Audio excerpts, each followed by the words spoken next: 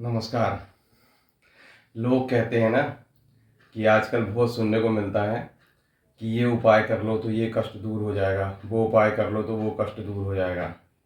सबसे बड़ा फर्जीवाड़ा है जो दिन में आधे घंटे भी बैठ के भगवान का नाम नहीं लेते। वो लोगों को बताते हैं कि वहाँ पे लौंग चढ़ाई आओ, वहाँ पे हल्दी चढ़ाई आओ, वहाँ डुबकी लगाई आओ, तुम्हारे कष्ट दूर हो जाएंगे। और भीड़ इस तरफ ही भाग रही है।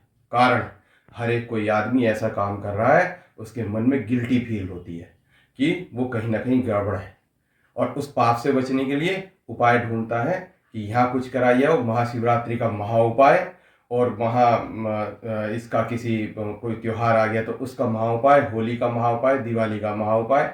सब बेवकूफ़ बनाने की बात है और लोग बेवकूफ़ बन भी रहे। कारण बेवकूफ़ बनाने वाले जानते हैं कि हर एक कोई आदमी कुछ ना कुछ ऐसा कर रहा है जो उसके मन में गिल्टी है।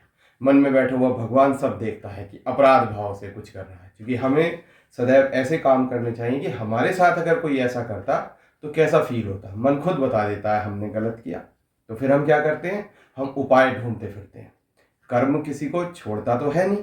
हम सोचते हैं भगवान जी के ऊपर 4 छुआरे चढ़ा देंगे, 4 किसी चीज़ के पत्ते चढ़ा देंगे, 2 लोटा जल डाल आएंगे, भगवान जी खुश हो जाएंगे। कोई आदमी खुश हो जाएगा?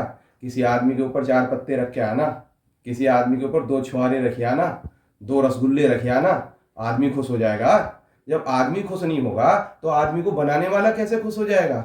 आदमी को बनाने वाला वो परमपिता परमेश्वर उसे बेवकूफ़ समझ रखा है कि 4 रसगुल्ले 4 लड्डू चढ़ाई आओगे, 2 धूप बत्ती ऐसे घुमा दोगे, थोड़ी सी दीपक घुमा दोगे और प्रभु खुश हो जाएगा।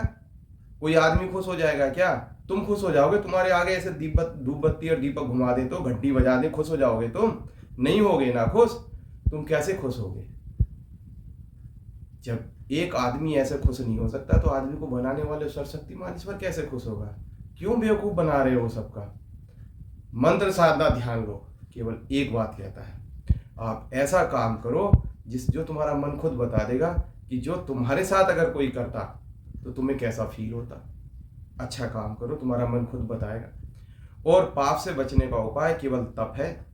तप का मतलब जो भी आपके गुरु महाराज ने नाम दिया हो, जो भी आपको पसंद हो, जो भी तुम्हारे इष्ट देवता हो, उनका नाम और जप करें, तप करें। उससे आपके पाप थोड़े से बहुत हल्के हो सकते हैं। उसका प्रायश्चित करें, उससे आपके पाप हल्के फुल्के हो सकते हैं। और कोई रास्ता नहीं है। भगवान जी तो बहुत दयालु हैं, बहुत मेहरबान हैं, बहुत ज़्यादा दया करते हैं, लेकिन कर्म कभी किसी पर दया नहीं करता।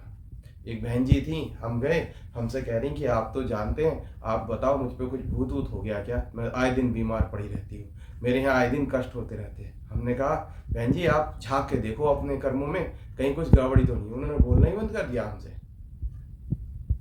अपने आप को झांकना नहीं है, देखना नहीं है, अपने देखो कहाँ गड़बड़ी है, उसे सुधार करो और जाप करो। जितना भी प्रभु का जाप करो, ध्यान करो, जो भी आपके गुरु महाराज ने साधना विधि बताई है वो करो।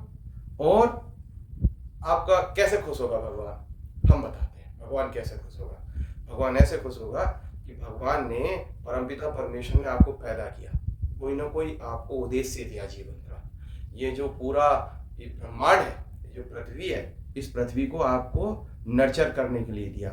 इस पृथ्वी पे आपको ट्रस्टी बना के भेजा कि आप जाओ, मेरी पृथ्वी पे जाना, मेरी पृथ्वी को खूबसूरत बनाना, पेड़ पौधे लगाना, उनमें जल लगाना, जो साथ में आदमी हो, औरतें हों, बच्चे हों, जीव हों, जंतु हों, उनकी सेवा करना, उनमें मुझे देखना, मैं हूँ सब जगह, और जितना हो उतना अच्छा करना सबके साथ। फिर मैं तुम्हें योग्यता बढ़ाता जाऊंगा और तुम ऐसे करना।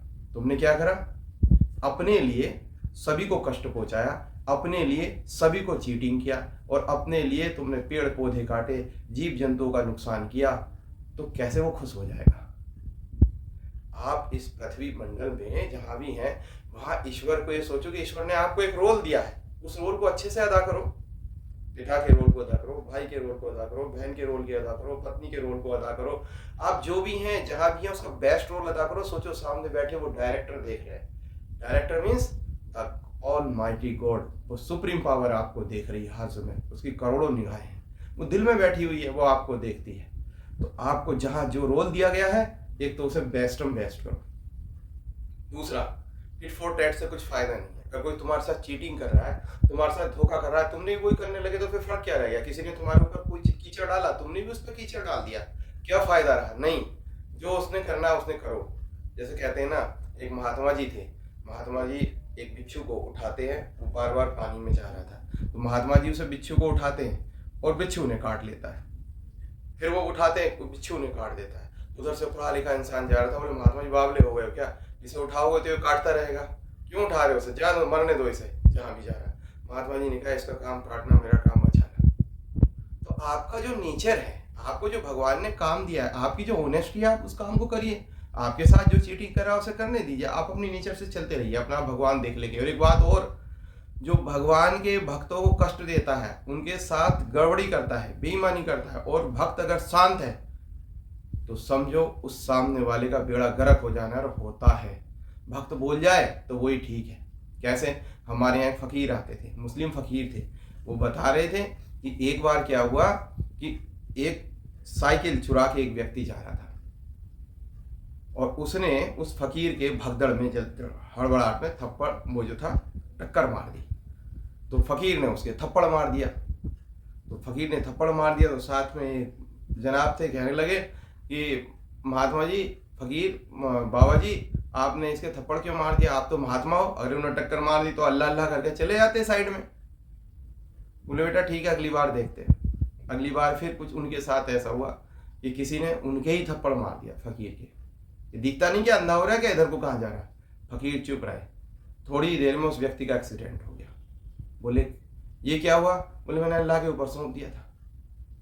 तो अल्लाह, वो परमपिता परमेश्वर, वो शक्तिमान, अपने बंदों की, अपने भक्तों की कष्ट नहीं देखता, तुरंत बहुत तेजी के साथ निर्णय लेता है और बहुत तेजी के साथ दंड देता है। तो इसलिए भक्त अपने मुंह से कह के ऐसे थोड़ा बहुत छेड़छाड़ करके छोड़ देते हैं कि ताकि उन्हें बड़े दंड का भागी ना होना पड़े। तो भाई भक्तों का तो अलग बात है, लेकिन आप भी भक्त हो ना, आप भी ईश्वर के खास हो ना, तो आप भी भक्त बनो और आप देखो आपकी सारी व्यवस्था ईश्वर के हाथ में होगी, मजबूत होगी, उन्नति होगी और सब कुछ होगा। ये उपाय और इन धोखाधड़ी के चक्कर में ना पड़ो। मंत्र साधना ध्यान लो केवल यही कहता है, जो आपको काम दिया है उसे अच्छे से करो। जो समय खाली मिले, कहीं ऑफिस में, घर में, बाहर में, उस खाली ऑफिस में अपने गुरु महाराज ने जो या आपके जो इष्ट हो उनका नाम दो, ध्यान करो और सोते जगते भगवान का नाम लो। देखो सारी व्यवस्था ऑटोमेटिकली सब चेंज हो जाएगी। तब करो, अगर आपने वाकई पाप किया तो उसका प्रायश्चित करो। रोगियों को दवाई दिलवाओ, आपको अस्पताल नहीं जाना पड़ेगा, कम जाना पड़ेगा। बच्चों की पढ़ाई में पैसा खर्च कर दो, जहाँ भी बच्चे, कोई मंदिर या जो भी आपका जिस भी संस्थान से आप जुड़े हुए हैं, जहाँ अच्छे धर्म के लोग बैठे हुए हैं, धर्म प्रचार प्रसार कर रहे हैं, वहाँ उनकी मदद कर दो, वहाँ पैसा लगा दो, आपकी उन्नति स्वतः होने लगेगी। आज का प्रवचन इतना ही, फिर मिलते हैं, नमस्कार।